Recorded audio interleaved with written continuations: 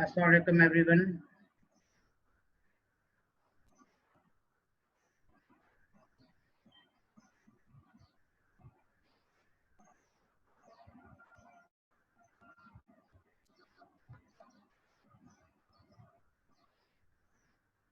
जी, participant काफ़ी आगे माशाल्लाह से।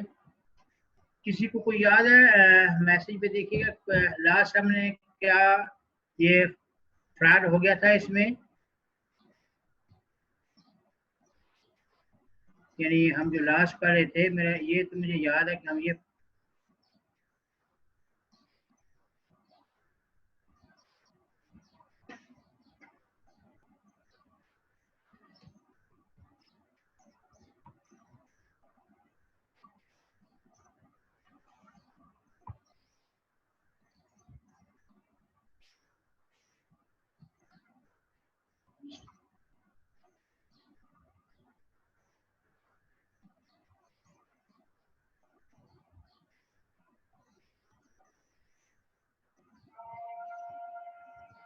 बेटा ये लास्ट हमने ये कंप्लीट कर लिया था। फ्रॉड वाला कुछ रह तो नहीं गया था इसमें?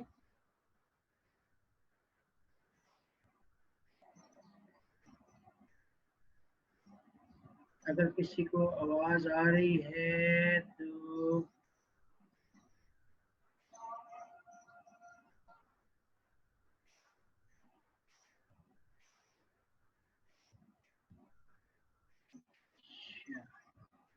एक्ट ऑफ मिशन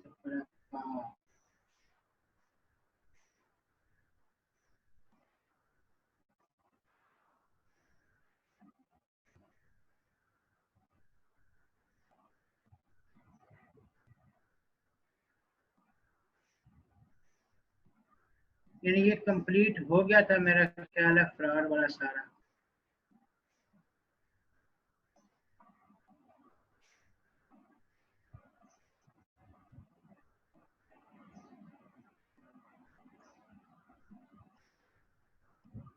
चले फ्रॉड अगर हो गया है तो हम शुरू करते हैं, मिस रिप्रेजेंटेशन शुरू करते हैं। अगर किसी बच्चे को कोई डाउट या कोई चीज़ है तो जल्दी से बताए व्हाट्सएप पे, ताकि मैं या क्वेश्चन सेशन में आपका मैं देख लेता हूँ। नहीं किया स्टार्ट अभी सर, फ्रॉड शुरू नहीं किया।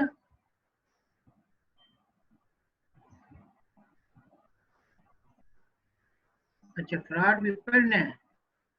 ये सर डन कुछ कह रहे कर दिया है।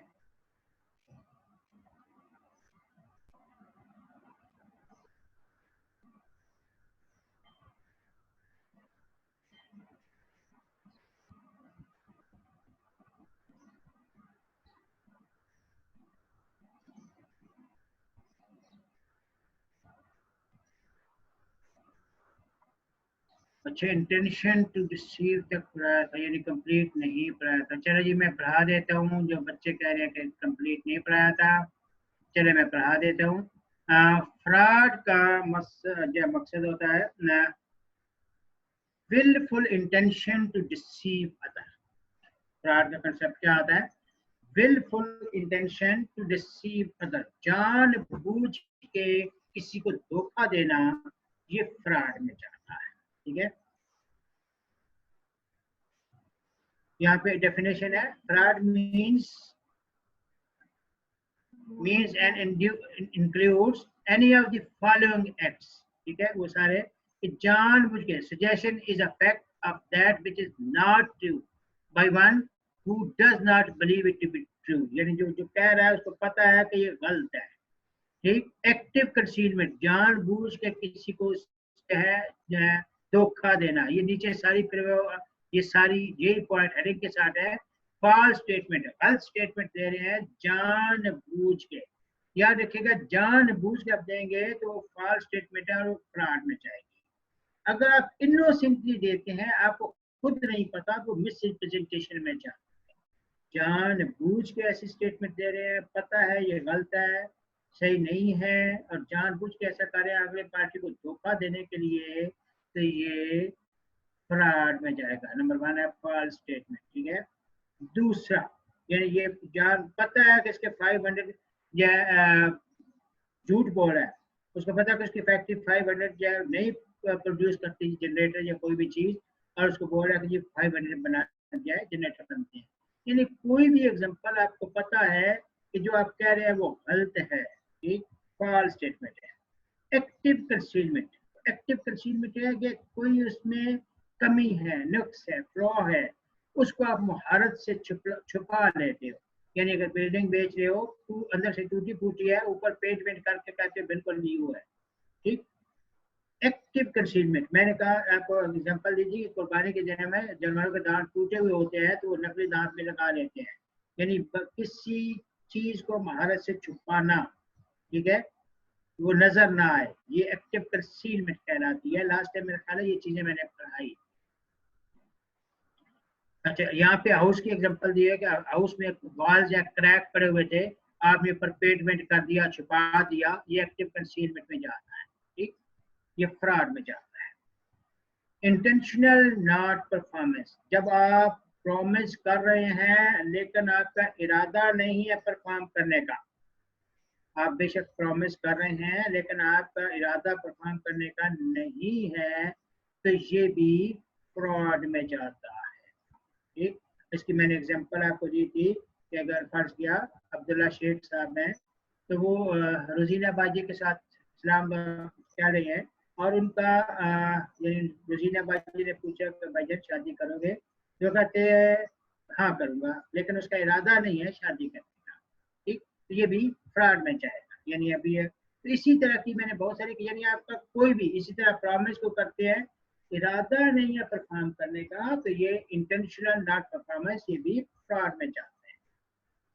अब है इंटेंशन टू डिसीव, हमेशा याद रखिएगा फ्रॉड में आपका मेन फोकस क्या होता है, दूसरी पार्टी को धोखा देना, इंटेंशन टू डिसीव, फ्रॉड की मेन जड़ यही आती है कि दूसरी पार्टी को धोखा देना, ठीक है। फिर एक्ट या ओमिशन, कोई चीज जो है आपने बताई नहीं, वो ऑलमोस्ट कंसीलमेंट की तरफ जाती है। यानी यहाँ पे एक पर्सन ने घर बेचा, उसने मोर्टगेज की हुई थी और उसको नहीं बताया, बाद में दूसरी पार्टी को पता चल जाता है, तो वो उससे 10,000 रिकवर कर सकता है या इवन कंट्रैक्ट भी कैंसिल कर सकता है। यानी वो चीज आपको बतानी चाहिए थी जो नहीं बताई। ये नॉर्मल सारी चीजें उसी में जाती हैं, एक्ट आ गया, ओमिशन आ गया, इंटेंशन टू डिसीव, धोखा देना किसी भी तरह, ये सारे के सारे फ्रॉड में जाते हैं। एसेंशियल ऑफ फ्रॉड, ये मैंने जो लास्ट टाइम मैं थोड़ा सा फास्ट इसलिए चला हूँ कि लास्ट टाइम मैंने कुछ पढ़ाए थे, कुछ अभी मैंने रिवाइज करवा दिए। इफेक्ट एसेंशियल ऑफ फ्रॉड क्या है, रिप्रेजेंटेशन मस्ट बी फॉल्स, यानी जो आप कह रहे हैं वो हमेशा गलत होती है। Representation must relate to the fact, वो उस मैटर से रिलेट कर रही है जो जिसमें अभी आप कंटेक्ट बना रहे हैं, डील कर रहे हैं। Representation was made to induce the other party to contract, यानी आपने वो झूठी स्टेटमेंट दी है अगली पार्टी को ये करने के लिए वो कंटेक्ट में शामिल हो। The representation was made with the knowledge of its being false, यानी आपको पता है जो मैं कह रहा हूँ ये गलत है, झूठ है, ठीक है। अच्छा, the representation was made before formation of the context, context से पहले आपने ये representation की है। The other party must have relied upon the representation, दूसरी पार्टी ने आपकी representation पे rely किया। Other party has was deceived by the fraud, और वो उससे फ्रॉड आपने जो किया उस धोखे में आ गए, ठीक। और other party must have suffered loss, उनको नुकसान हुआ। आप ये सारी चीजें सिर्फ आप मकान पे ले सकते हैं कि मकान आपने कहा बिल्कुल न्यू है, लेकिन था टूटा हुआ, अंदर से दीवारें भी टूटी थी, ऊपर पेंट वेंट किया, उसको दिखाया बड़ा अच्छा है, ठीक, कंटेक्ट से बनाने से पहले सारी चीजें आपने झूठ बोला, बताया बिल्कुल न्यू है, और उसने बिलीव किया, और आपके कहने पे आपको मकान खरीद लिया, बाद में पता चला ये तो अंदर से सारा टूटा फूटा है, ठीक है, तो ये सारा उसमें और आपको नुकसान हुआ। ये एक ही एग्जांपल में ले सकते हैं। अब ये इफेक्ट ऑफ फ्रॉड, यानी उसके पास ऑप्शन क्या है, कंट्रैक्ट अवॉइड कर सकता है, डैमेजेस को जो है क्लेम कर सकता है, या he can ask for specific performance and restoration, यानी जो उसमें जो कमी है, यानी जिस तरह का कंट्रैक्ट था नए वाला अच्छा वाला वो पूरा करे, और जो चीजें इसमें जरूरी है वो पूरी करें। ठीक है, तो ये 3 ऑप्शन आते हैं कि यानी अवॉइड कर सकता है, डैमेजेस कर सकता है, या वो कह सकता है कि जैसी चीज हमारी नई वाली की बात हुई थी ऐसी। बर्डन ऑफ प्रूफ, हमेशा burden of proof that frauds are committed lies on the party who want to see a site, यानी जिसके साथ फ्रॉड हुआ है बर्डन ऑफ प्रूफ उसको देना होगा, बताना होगा कि ये दीवारें देख रहे हैं अंदर से टूटी हुई थी, या कोई भी और एलिमेंट है वो फ्रॉड में जाए। मैं आपको बहुत आसान कर देता हूँ कि फराज जो है उन्होंने क्या किया कि लोहे की बैंगल्स ली, उस पर सोने का पानी चढ़ाया और सबा को बेची कि ये असली सोने की है। सबा ने यकीन कर लिया, खरीद ली। ठीक, तो क्या वो असली सोने की थी? नहीं, जो फराज बेच रहे हैं उनको पता है ये नकली है और उनको न्यूज किया बड़ी अच्छी है, खालिस सोने की है। अब सबा उसके धोखे में आ गई, खरीदनी, बाद उसको पैसे दे दिए। बाद में जब ये गोल्ड स्मिथ से चेक करवाई तो पता चला कि ये तो नकली है, लोया है, ठीक है, नकली सोने की, तो ये प्योर फ्रॉड बन जाएगा। उम्मीद है आपको इसका ये कंसेप्ट क्लियर हो जाएगा।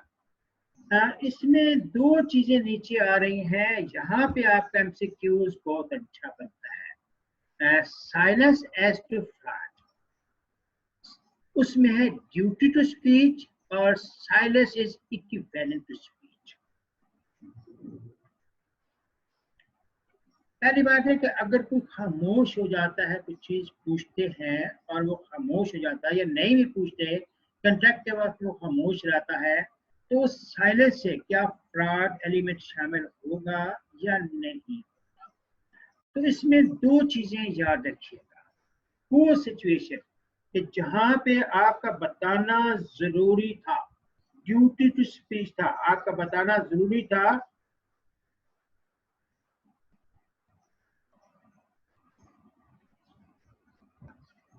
अच्छा ये चलिए व्हाट्सएप पे बच्चे मैसेज कर रहे, मैं बता देता हूँ साथ साथ।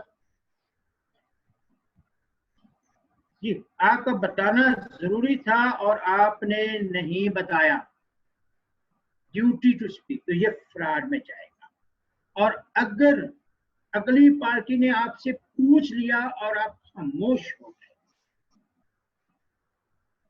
ठीक, अब खामोश होने में फिर डिटेल है, लेकिन पहले सिंपल समझ लें।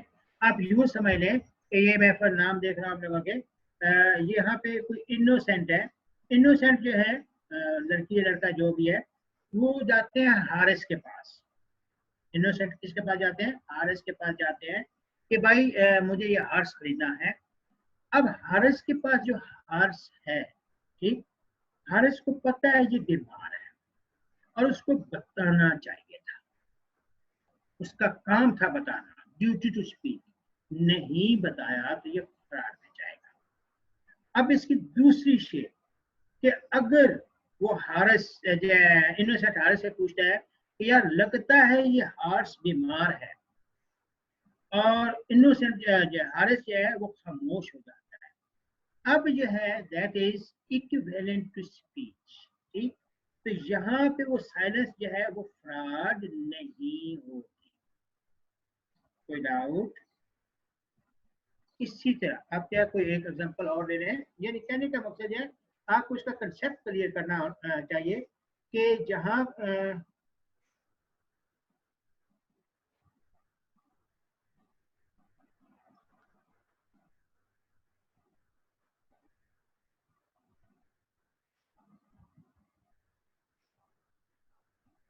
नाम भी आप लोगों ने बड़े अजीब से रखे होते हैं, कोई जो है खामोश, कोई इनोसेंट।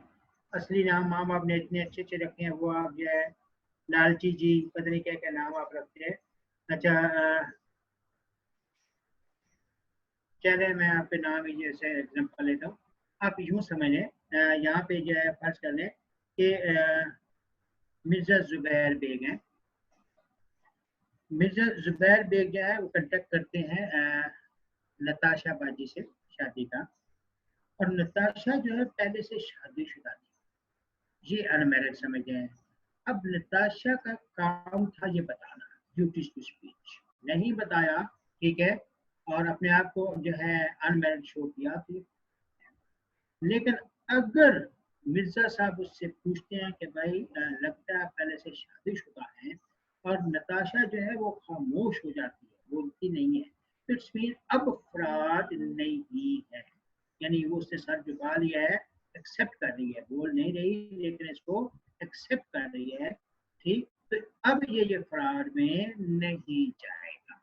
आपने जो दो चीजें पिक करनी है कि जहां बताना मस्त था आपने नहीं बताया जानबूझ के, तो ये फ्रॉड में जाएगा। और अगर अगली पार्टी ने पूछ लिया और आप खामोश हो गए तो फिर जो है वो फ्रॉड में नहीं जाएगा। Is it clear? होप आपका ये कंसेप्ट दोनों क्लियर हो गए होंगे।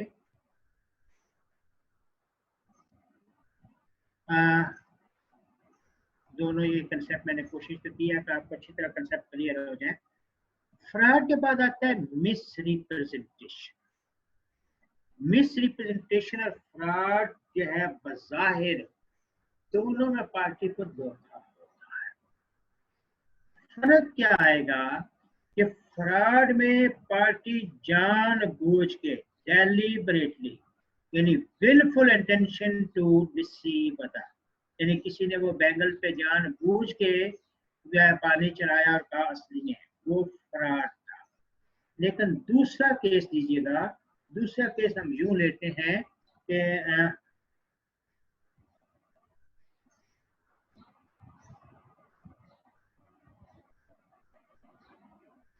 इजाज अहमद है। इजाज अहमद आपके साथी हैं, बड़े शरीफ आदमी है, बहुत ही शरीफ आदमी है। उन्हीं की शादी होती है, फर्जी शादी कर रहे हैं। अब हुआ ये कि इजाज अहमद के ससुराल वालों ने उसकी वाइफ को जो सोना पहनाया वो नकली था, लेकिन इजाज अहमद को बताया कि भाई ये बिल्कुल असली है। बात समझिएगा, इजाज की शादी हुई, उसके ससुराल वालों ने उसकी वाइफ को जो सोना पहनाया उसको कहा कि ये बिल्कुल प्योर गोल्ड है, असली सोना है। और इजाज अहमद बड़ा भोला सा आदमी है, उसने यकीन किया, ठीक, उसको एतमाद भी था। अब हुआ क्या कि कुछ अर्सा गुजरा, उसको वो सोना बेचना पड़ा। वो जब गोल्ड स्मिथ के पास जाते हैं तो वहां पता चलता है कि ये तो नकली है। लेकिन जब उसने जब बेचा या फर्ज किया जिसको भी बेचा किसी को, उसका कहा बिल्कुल असली सोने की है। ठीक, कहने का मकसद यह है कि वो जो कह रहा था इजाज, उसको यकीन था कि जो मैं कह रहा हूँ वो सही है यानी असली है, लेकिन वो असली होती नहीं है। दोनों में फर्क समझिएगा। एक ने खुद से लोहे की बैंगल पे पानी सोने का चढ़ाया और कहा ये असली सोना है, ये फ्रॉड है। यहाँ इस बेचारे को नहीं पता था। ठीक, इसने इसकी जो है ससुराल वाले जो उसको बैंगल जिसकी वाइफ को पहनाई, इसको यकीन था ये असली सोने की है, लेकिन वो असली थी वो भी नहीं थी। दोनों को जब मेन डिफरेंस आएगा, पहले वाले केस में जानबूझ के ऐसा किया गया, ठीक, और उसको पता था कि फ्रॉड में जो मैंने जो कह रहा हूँ असली सोने के वो गलत था। यहाँ ये इनोसेंट है, इसको नहीं पता और ये कह रहा है ये बिल्कुल असली की है, असली सोने की है, लेकिन बाद में पता चलता है वो असली की नहीं है। ये है मिसरिप्रेजेंटेशन। अच्छा, इसकी डेफिनेशन मैं और समझा देता हूँ। Positive assertion in a manner not warranted by the information person making it of that which is not true though he believes to be true, यानी उसको ये यकीन था जो मैं कह रहा हूँ वो सही होगा, लेकिन ऐसा हुआ नहीं है। अच्छा, मैं इसकी और भी एग्जांपल दे दूंगा, अगर आप लोगों को ये समझ ना आ रही हो, मेरे पास बहुत एग्जांपल है। मैं पहले सिंपल लेकर चलता हूँ ताकि आप लोग आसानी से इसको समझ जाएं। यहाँ पे समझना है इतने में, और मेरे पास एग्जांपल बहुत है। यानी ये पॉजिटिव असर्शन है कि उसके वो कह जाए जो समझ जाए कि मैं जो समझ रहा हूँ बिल्कुल सही है, लेकिन ऐसा होता नहीं है। यही नीचे सारी हेडिंग है, अनवारंटेड पॉजिटिव इंफॉर्मेशन।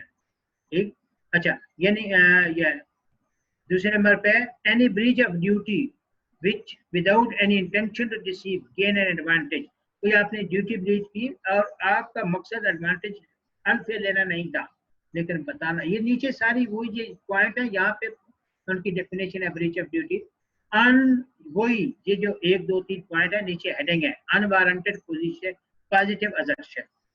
यहाँ पे positive assertion mean an absolute full and clear statement of a fact that is there is a misrepresentation with when a person makes a clear statement of facts about the contact without any reasonable justification, believing it to be true though it is not true। यहाँ पे आपकी जो example लिखी है वो भी है, लेकिन इससे ज्यादा मैं बेहतर आपको बता देता हूँ। ये ए सोल टू माइन, ये वाली एग्जांपल अच्छी है। अब फर्ज करें कि एक माइन जो कानकुनी होती है, सर्वे करवाया गया, या माइन के बजाय आप यूज कहें कि एक सर्वे करवाया गया और शेख अब्दुल्ला को कहा गया कि यहाँ सर्वे करवाया है, यहाँ पे 10,000 टन आयल निकलेगा। ठीक, अब सर्वे वालों की रिपोर्ट थी और उनको यकीन था यहाँ निकलेगा। शेख अब्दुल्ला ने साइन कर दिया, ठीक, उनके कहने पे, लेकिन बाद में पता चला 10,000 टन क्या 1,000 टन भी नहीं निकला। अब ये मिस रिप्रेजेंटेशन है। ठीक, इसी तरह की बहुत सारी एग्जांपल है जो मैंने कहा कि वो किसी की जब शादी करवाई थी पहले, कि उसको यकीन था कि मेरे ससुराल वालों ने असली बैंगल पहनाई है और उसी यकीन पे वो कह रहा था, लेकिन ऐसा हुआ नहीं। मिस रिप्रेजेंटेशन का मतलब ये है कि आप समझते हो जो मैं कह रहा हूँ वो सही होगा, लेकिन सही होता नहीं है, मगर आपकी इंटेंशन किसी को धोखा देने की नहीं है। आप अपनी तरफ से समझते हो ये ऐसा ही है, ठीक है, लेकिन वो ठीक ऐसा होता नहीं है। अच्छा, दूसरे नंबर पे breach of duty. Breach of duty यहाँ पे थोड़ी सी टिपिकल लिखी है, मैं आपको ओरिजिनल इसकी एग्जांपल बताता हूँ जहाँ पे ये कंसेप्ट चला था।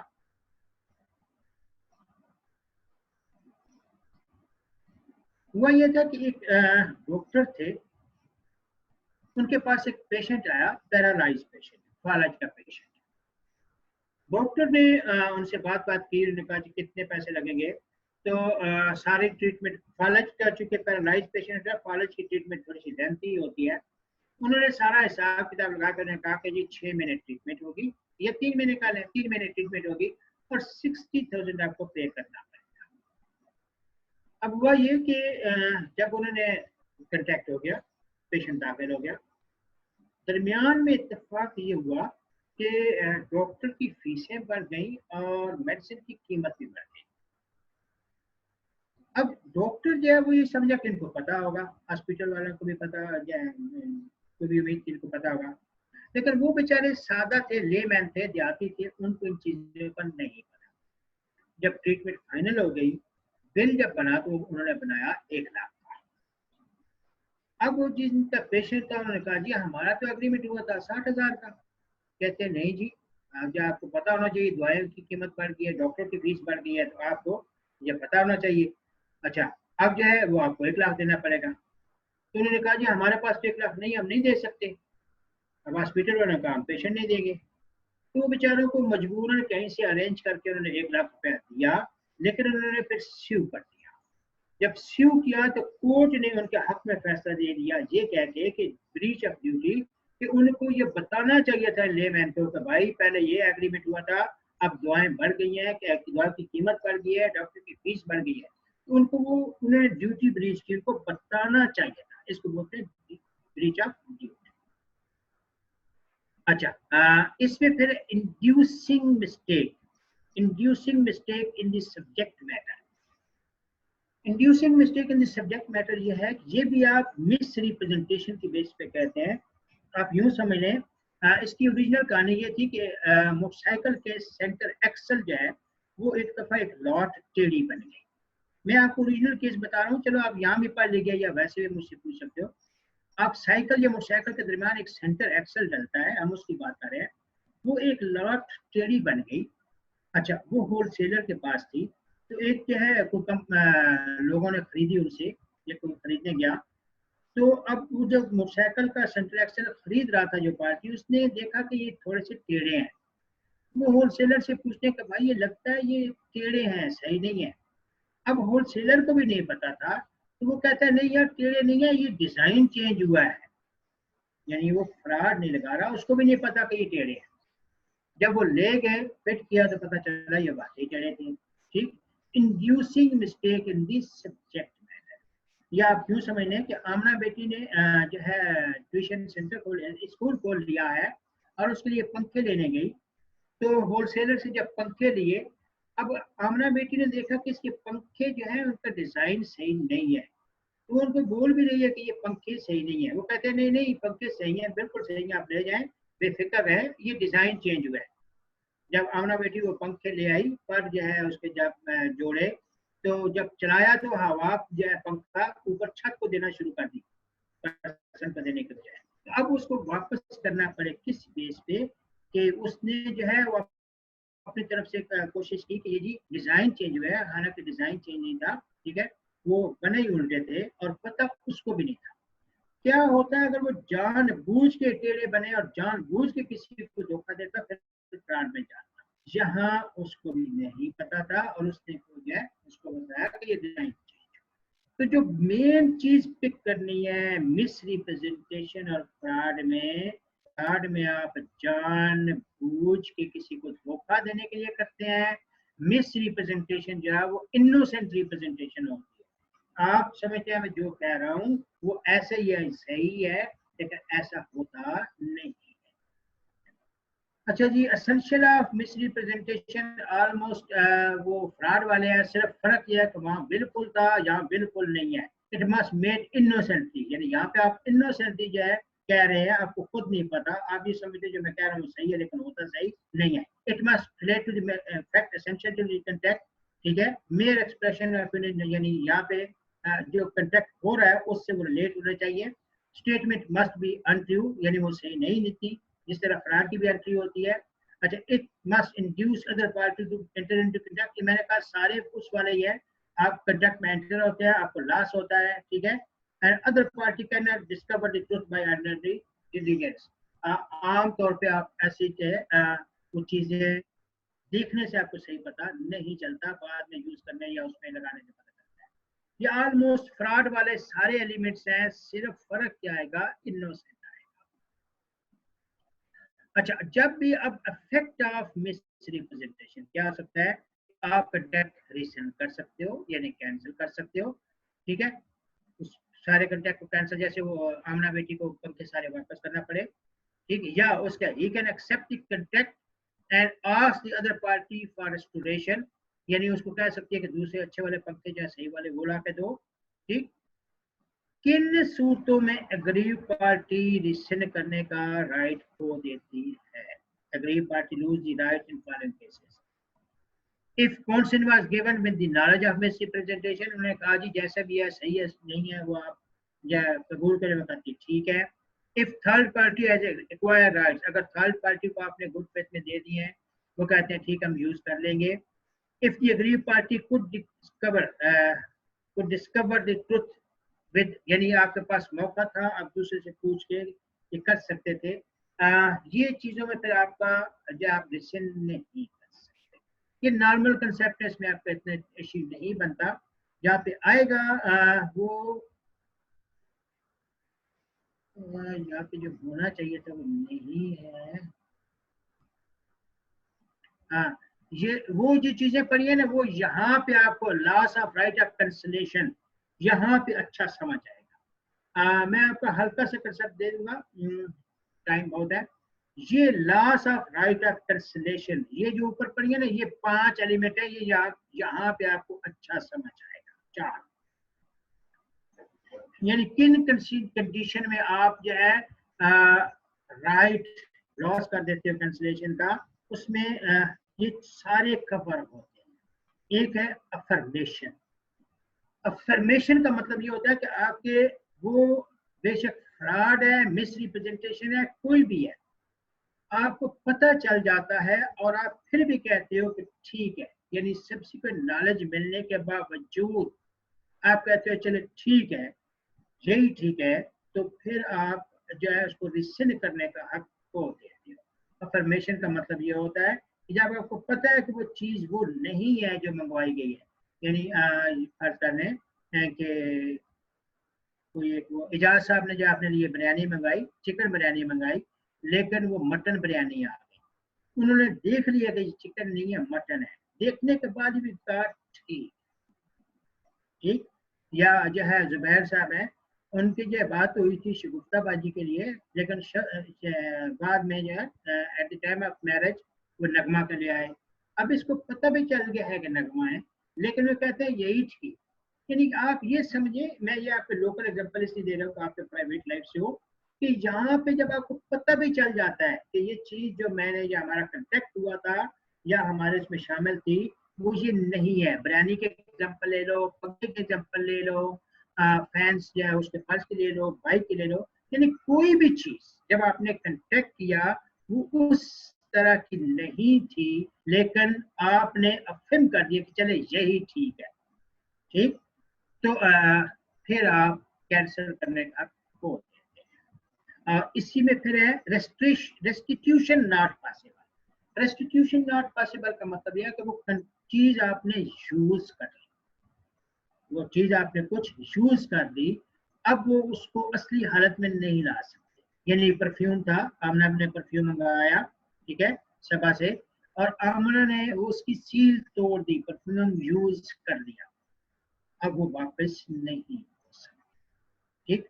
जब यानी किसी असली हालत में उसको वापस नहीं लाया जा सकता तो भी, या वो बिरयानी आदि खा ली, ठीक, यानी जब वो चीज जिस तरह थी उसको उस वापस कंडीशन में नहीं लाया जा सकता ओरिजिनल पोजीशन में, तो भी फिर आप सेव करने का या रिसेंड करने का बोल देते हैं। Lapse of time. Lapse of time का मतलब है कि जब एक रीजनेबल टाइम गुजर जाए।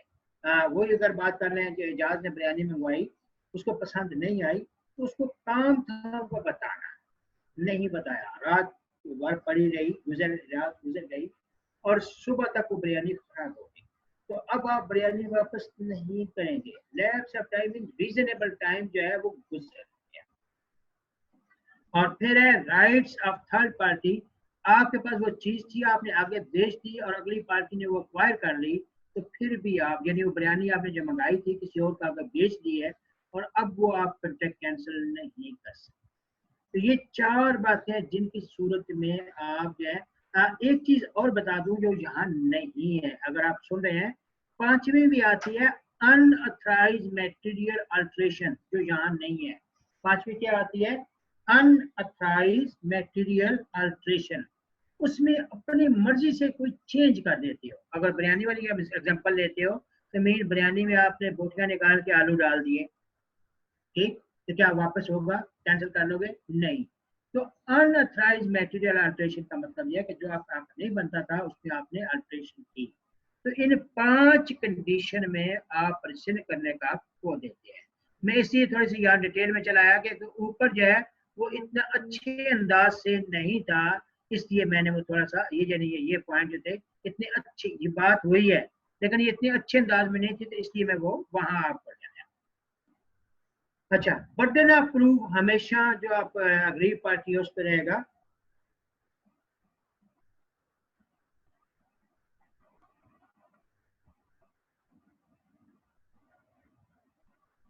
बच्चे भी पूछ रहे हैं,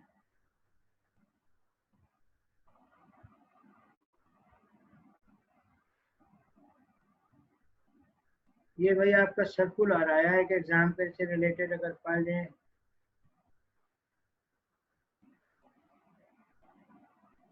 सर्कुलर पढ़े भाई, मैं आपको भेजता हूँ ग्रुप में, अगर आपके पास रहता है तो भेजूं। सर्कुलर क्या है एग्जाम पे?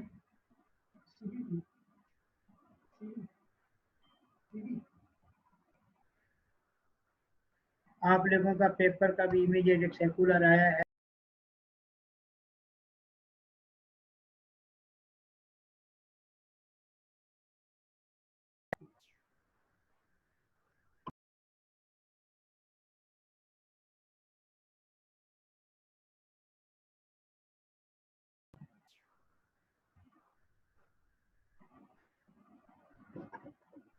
बच्चा को पूछा 5 पॉइंट फिर से बता दें। उसका 5वां पॉइंट था unauthorised material alteration. Unauthorised material alteration mean आप कुछ उसमें अल्टर ऐसा कर देते हैं, यानी पंखा है तो उसमें कोई अपनी मर्जी की चीज लगा देते हो, बनाई थी, तो उसमें आपने जो है बोटियाँ निकाल ली, अच्छी अच्छी आलू डाल दिए, या ड्रेस कोई मंगाया था और ड्रेस में अपनी मर्जी से उसमें चेंज करवा दिया, सेटिंग करवाई, सूट काट दिया, यानी जब आपने उसमें कोई अल्ट्रेशन अपनी मर्जी से करवा लिया है तो भी आप जो है स्यू करने का हथियार हो देती है। जी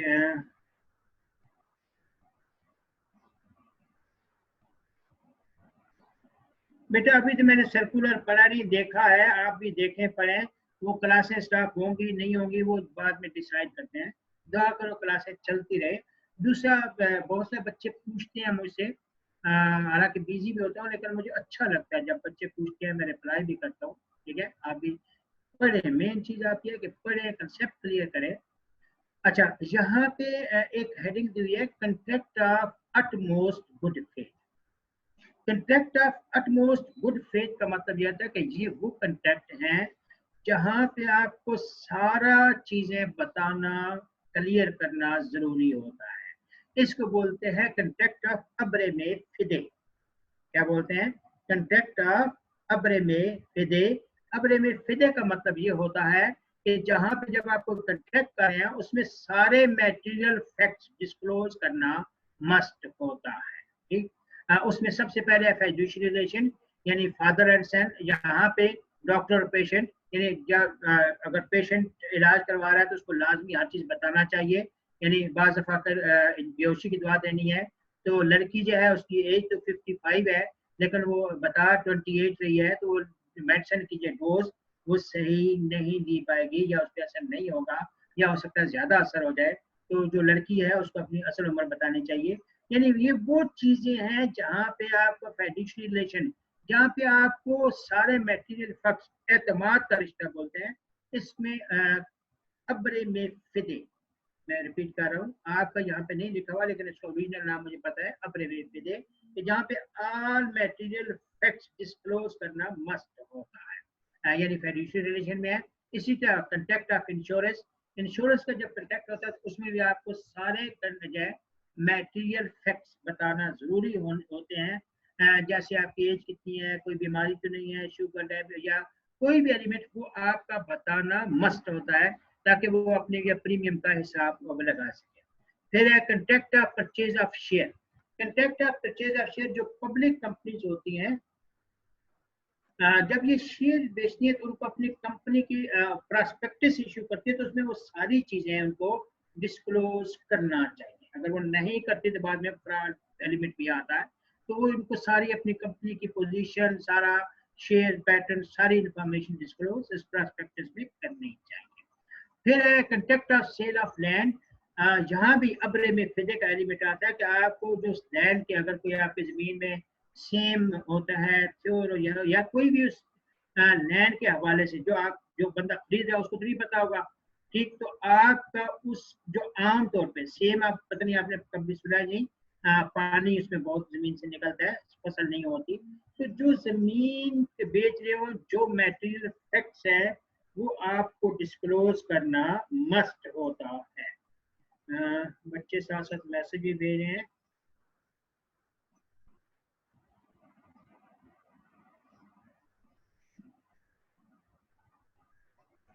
चले सर्कुलर आ गया, पेपर शुरू हो जाए, यही बड़ी बात है। अच्छा, तो जहाँ पे कोई जमीन बेचे हैं, आपको पता हो कि नीचे इसमें पथरीली जमीन है या कोई और चीज है, तो वो भी डिस्क्लोज करना। ये आप मैसेज फिलहाल छोड़ दें, यहाँ पे पहले पढ़ लें फिर वो कर लीजिएगा। फिर है कंट्रैक्ट ऑफ पार्टनरशिप। पार्टनरशिप में अटमोस्ट गुड फेथ जो है, जब तक ना रिलेशन हो, एक दूसरे पे एतमाद ना हो, सारे एक दूसरे को सही बात ना बताते हो, तो पार्टनरशिप में मस्ट है एक दूसरे को सारी बातें सही बताना, सारी इंफॉर्मेशन डिस्क्लोज करना, सारा हिसाब किताब सही पर्चे पेश करना वो के साथ। इसको कंट्रैक्ट ऑफ पार्टनरशिप, इसमें भी आपका अपने बेफिदे होना जरूरी है। फिर एक कंट्रैक्ट ऑफ गारंटी, जब किसी की श्योरिटी देते हैं तो उसको गारंटी कहते हैं। अगर क्रेडिटर ने क्रेडिटर जिसको जो पता है वो बताना चाहिए, अगर नहीं बताते तो गारंटी इनवैलिड हो जाती है। ये कंट्रैक्ट ऑफ गारंटी में बहुत डिटेल से पढ़ेंगे, वहां पे जब गारंटी शुरू करेंगे तो आपको सही समझ आएगा। लेकिन जब गारंटी देते हैं तो क्रेडिटर को अगर कुछ इंफॉर्मेशन है उस डेप्टर के बदले में बारे में तो उसको बताना चाहिए। अच्छा, फिर है कंट्रैक्ट ऑफ मैरिज एंगेजमेंट। लाजमी बात है, यहाँ से आप ये खुद ब खुद आ गए, आप ये बेहतर समझते हैं कि क्या क्या चीज़ छुपानी चाहिए या नहीं, क्या बतानी चाहिए, जो जो एलिमेंट्स हैं वो सारे डिस्क्लोज करना चाहिए। मीन्स अगर घर वाले हैं तो उनका घर वाला को ये बताना चाहिए कि लड़की को जब गुस्सा आता है तो वो जो है जोड़ो कराटे की बड़ी माहिर है, या इस किस्म की जो भी एलिमेंट्स हैं, या जो है वो अवैध साहब हैं, उनकी आदत है वो टुन होके आते हैं, अक्सर रात को घर में टुन होके आते हैं, तो ये चीजें वो पहले सारी बता देनी चाहिए, ठीक है। या पहले से वो शादीशुदा है कोई तो तब भी टुन होके आना मीन जहाज बन जाना, या पहले पढ़ चुके हैं। अच्छा, इसी तरह कंटेक्ट ऑफ फैमिली सेटलमेंट, अपने फैमिलीज में भाइयों में जो है प्रॉपर्टी सेटलमेंट करते हैं तो वहां भी सारे फैक्ट डिस्क्लोज करना मस्ट होता है। ये सिंपल बातें थी, मेरे नहीं ख्याल में इसमें आपको कोई ऐसी प्रॉब्लम आई हो, लेकिन फिर भी आपके पास ये ऑप्शन होता है, आप पूछेगा।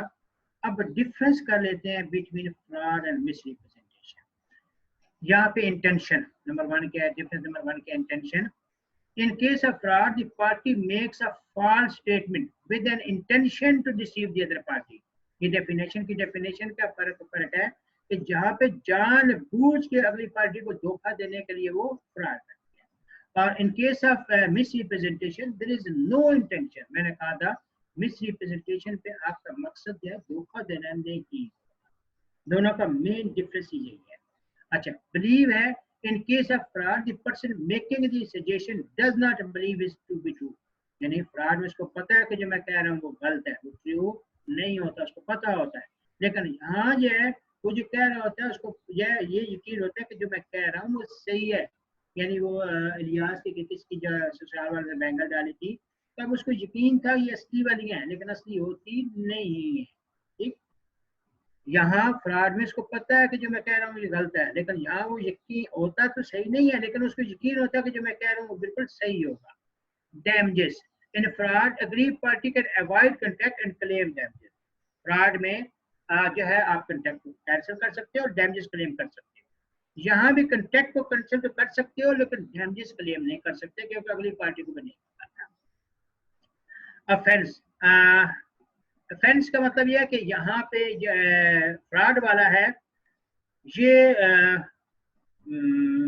जुर्म में आता है, क्रिमिनल एक्ट में जाता है, और मिस रिप्रेजेंटेशन क्रिमिनल में नहीं जाती, यहाँ पे क्रिमिनल एलिमेंट्स नहीं आएगा। ट्रूथ वाला ये डिस्प्यूटेड है, ये इशू डिस्प्यूटेड है, इसको आप फिलहाल ना पढ़ें तो बेहतर रहेगा।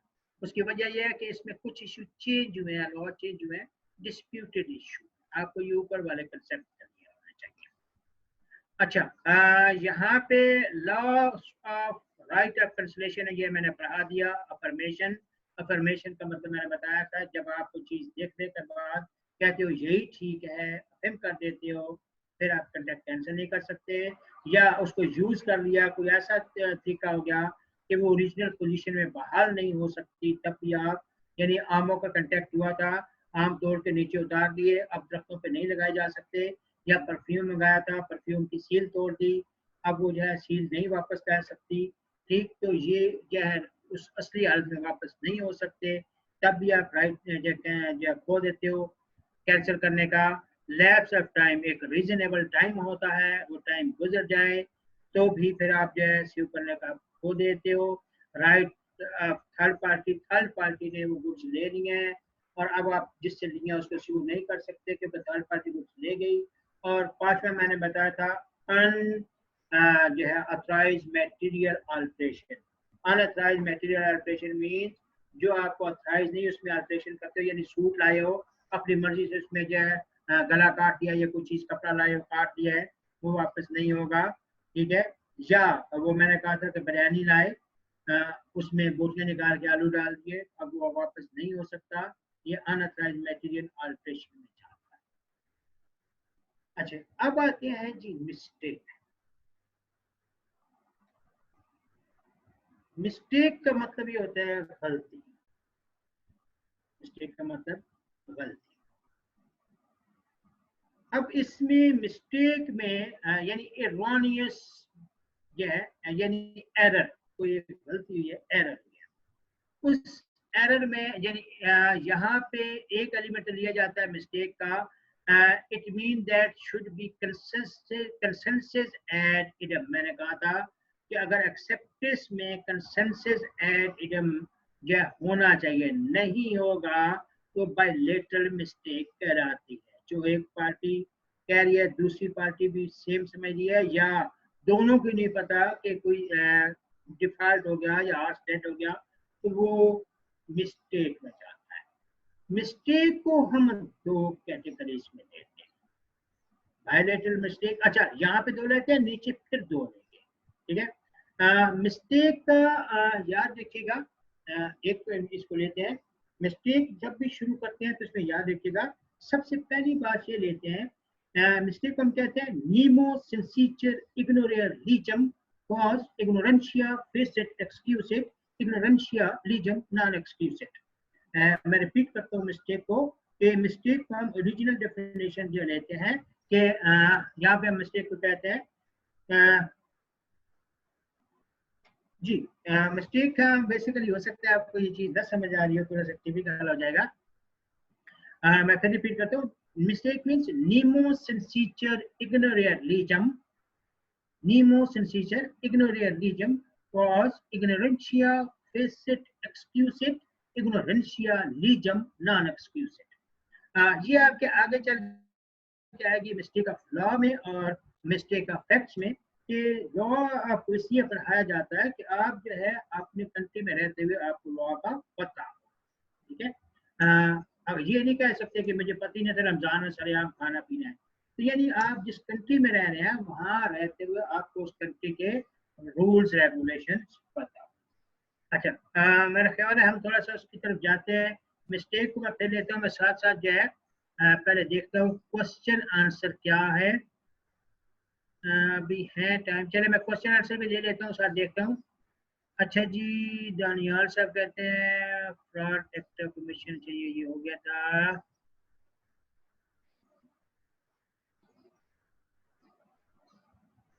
नहीं क्या, जहाँ मैंने मिस्टेक करना है,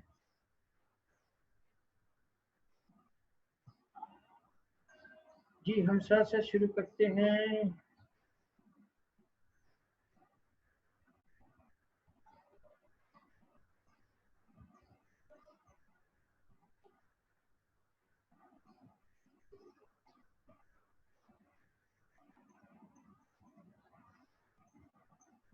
ये अभी तो व्हाट्सएप पे सारे मैसेज एग्जाम के शुरू हो गए हैं।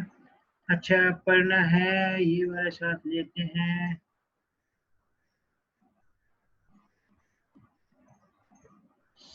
यस सर, डन हो गया sir, please repeat act commission, ठीक है। फ्रॉड हो गया है, ठीक है। आसम सर फ्रॉड स्टार्ट नहीं किया है, अच्छा अब तो हो गया ना, अब तो कोई मसला नहीं रह गया। अच्छा फिर आ जाए जी, सर कर लिया, अच्छा अच्छा फ्रॉड स्टार्ट करना है भाई, ठीक है सर, अभी ठीक है पढ़ा दिया, फ्रॉड तो शुरू नहीं किया, ठीक है सर, आपने बहुत फास्ट जा रहे हैं, अच्छा नाइस यू, थैंक यू जी। सर आवाज़ सही नहीं आ रही है, अभी भी नहीं आ रही है। अच्छा सर, काइंडली प्लीज थोड़ा सा ऊंचा बोले, चलो जी ऊंचा बोल लिया करूँगा। अच्छा सर, सिलेबस कितना रहता है? अभी बेटा पढ़ा ही क्या है जो इतना सिलेबस की फिक्र पड़ गई है?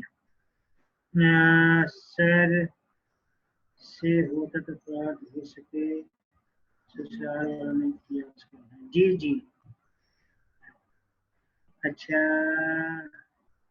सर, आखिरी अशिया में क्लासे लेंगे आप? देखते हैं, ये मैनेजमेंट जो डिसीजन करती है फिर उसके हिसाब से चलते हैं बेटा। अच्छा फिर है जी आपका, सर ग्रुप में ऐड नहीं किया वैसे,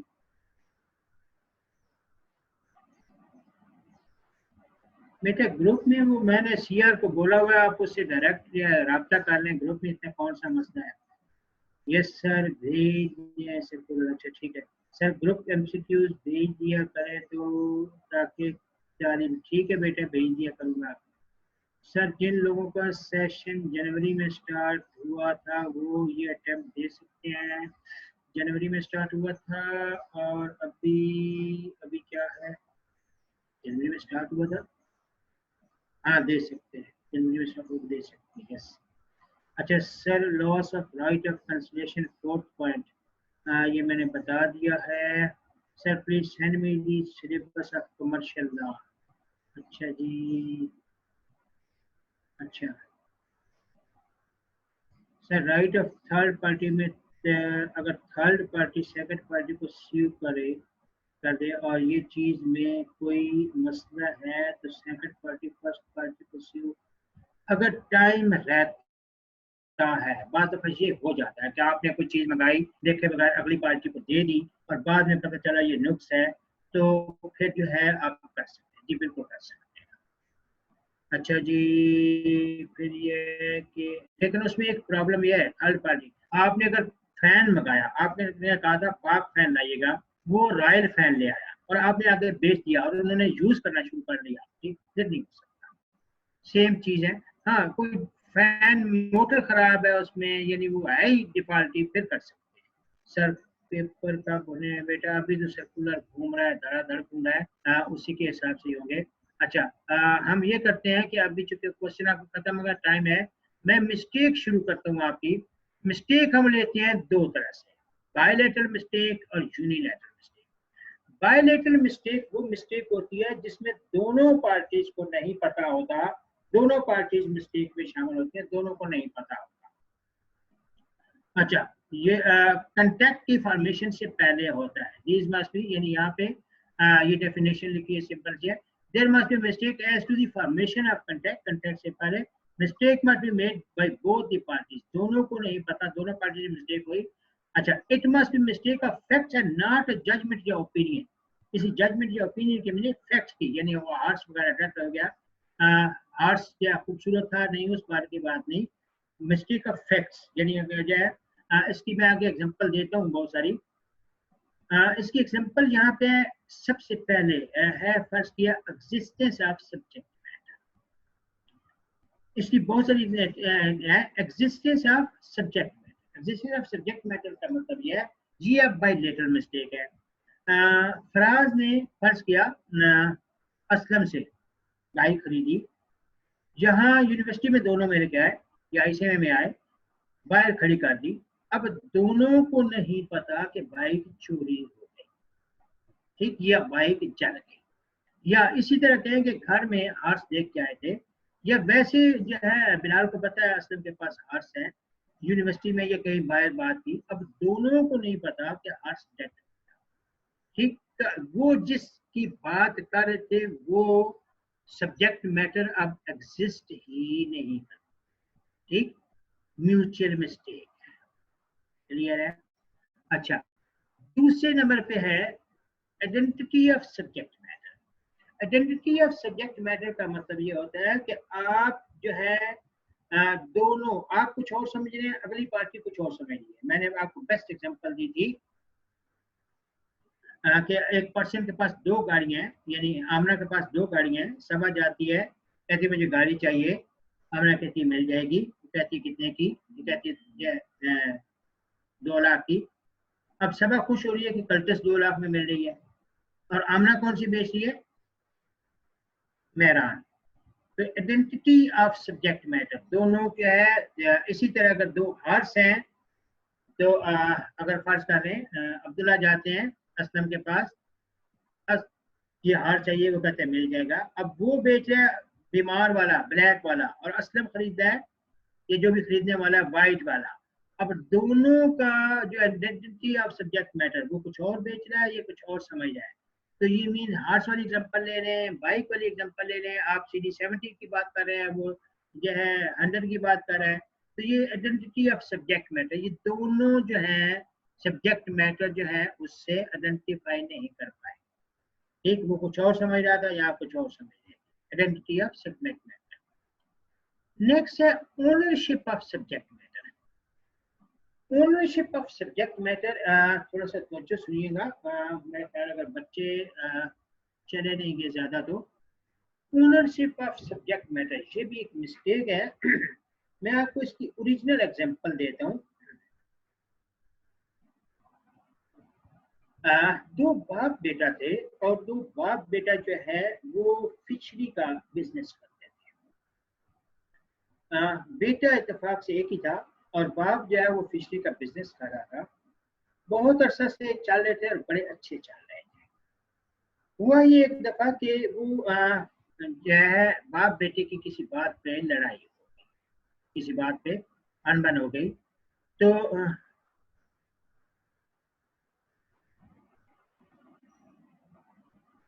बेटे ने ये सोच के कि अब नाराजगी थी तो भाई ये बिजनेस बाप के पास है और मैं कहीं और देख लेता, बेटे ने वहां से छोड़ दिया और वहां के स्टेट एजेंट को बोला कि भाई अगर यहाँ कोई पर्सन जो है वो फिशरी का बिजनेस बेच रहा हुआ तो मुझे बताना। स्टेट ने कहा ठीक है। अब कुछ दिन गुजरे, बाप ने देखा कि बेटा नहीं आया। ठीक, अब बाप ने कहा कि मैंने भी बिजनेस करके क्या करना है, जब बेटा जिसके लिए कर रहा था वो आया नहीं तो मैं भी छोड़ देता। तो बाप ने भी उस स्टेट एजेंट को कहा कि अगर कोई फिशरी का बिजनेस खरीदना चाहता हो तो मुझे बताइएगा। ओके। अब स्टेट एजेंट को नहीं पता था कि दोनों बाप बेटे हैं। स्टेट एजेंट ने जनाब वो बेटे को कहा जी फला बंदा बिजनेस बेच रहा है, ये बिजनेस बेच रहा है। बेटे ने पूछा कितने का, जी इतने का। बेटे ने डन कर दिया। अच्छा, अब जब डन कर दिया, जब रजिस्ट्रेशन के लिए गए वहां टैक्स वैक्स पे करना पड़ा, पैसे देना पड़े, तो बेटे ने देखा ये तो जो है वही प्रॉपर्टी जो मेरी ऑलरेडी अपनी है, वो इकलौता बेटा था उसी के नाम, बाप की प्रॉपर्टी इसी के नाम लिखनी थी। अब इसको mistake regarding subject matter, ownership of subject matter कह के तो उसको फिर कैंसिल किया गया, टैक्स वगैरह सारे वो भरने से या सारी पैसे देने से बच गया। आप इसको यूं ले सकते हैं, अपने पे ले सकते हैं कि दो भाई रह रहे थे एक मकान में, एक भाई नाराज होकर चला गया और मोहल्ले में कह गया कि भाई इस एरिया में कोई मकान बेच रहा हो मुझे बताना। दो भाई दोनों ओनर थे। दूसरे भाई ने देखा भाई चला गया तो मैं बेच के उसको हक दे देता हूँ, उसने भी स्टेट एजेंट को कह दिया। ठीक, आमना सामना दोनों का नहीं हुआ। तो जब मकान वहां रजिस्ट्री करवाने लगे तो पता चला ये तो वही दोनों भाइयों का अपना मकान है। इसको बोलते हैं mistake regarding ownership of subject matter. अच्छा, इसी में फिर आता है आपके नीचे है quantity of subject matter. Quantity of subject matter में मिस्टेक ये है कि आपने फर्ज किया 10 डिब्बे लिखे बिस्किट के और वो एक लेके आया, या आपने 10 लिखे और 0 लग गया वो 100 ले आए, तो ये है quantity of subject, mistake regarding quantity of subject matter. या आपने बैंगल्स 3 कहा था, वो डॉट लग गया, गोल्डस्मिथ ने 30 पेज। ठीक, या जो है शेख अब्दुल्ला को जो है वो राइफल खरीदी, राइफल की बात की तो उसने राइफल 3 कही और शॉप ने 30 पेज। तो मिस्टेक रिगार्डिंग क्वांटिटी। इसी तरह क्वालिटी, जो आमना ने बैंगल्स खरीदी उसने तो खालिस सोना कहा था, ठीक है, कंटेक्ट खालिस सोने का हुआ था, लेकिन बेचते वक्त जो है सुनहरे ने 2 नंबर भेज दिया। तो ये है मिस्टेक रिगार्डिंग क्वालिटी। या यूं भी समझते हैं 1 नंबर जो है वो सबा की थी, 2 नंबर आमना की थी। ठीक, लेकिन फिलहाल हम इसको ज्यादा उसमें नहीं करते कि जो क्वालिटी आपने मंगाई थी वो क्वालिटी नहीं मिली, कुछ दूसरी मिली। डाला बिस्किट मंगाए थे अच्छे वाले, दूसरे वाले आ गए। ये अच्छा, mistake regarding quality of subject matter. अच्छा, पॉसिबिलिटी ऑफ परफॉर्मेंस, यहाँ पे ये इसका एलिमेंट नहीं है, लेकिन चले मैं फिर भी कोशिश करता हूँ आपको इसमें लेके चलने की। जी, इसमें हमारे पास एहतशाम साहब कितना टाइम और दे देंगे हमें? सर सॉरी, चले जब तक हमें वो मना नहीं करते हम चलते रहते हैं।